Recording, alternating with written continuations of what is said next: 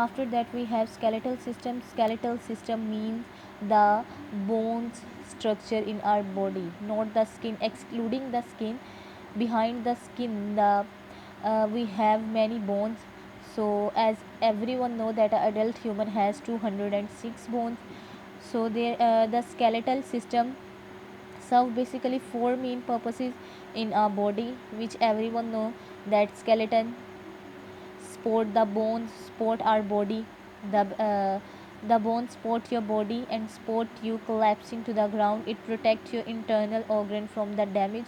Because let us discuss, if ribs, inside the ribs there are the functions of there are many organs which are functions, which may include heart which circulate blood, the digestive system which digest food.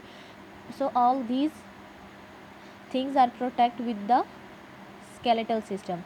The brain, the most sensitive part of human body, is also protected with the skull.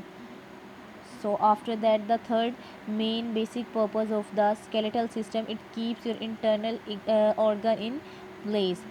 So the fourth one is it work with your muscles and tendons to enable you to move. So the skeletal, the bones work with the muscular system and help the human body to move from one place to an other place. Here we have the definition of joint. The 2 points where bones meet or connect is called joint. So there is a question that why the bones held in their own place. So ligaments, which are short bands of tissues, are responsible for the bones to keep them in their own place. And other type of tissues called tendons. In our previous lecture we also discussed, it connect the muscles to the bones. Tendon basically connect your muscles to the bones for proper functioning of your body. Some joints move and some don't.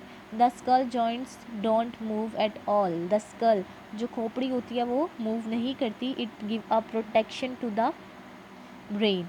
So other known as ball and socket joints and hinge joints.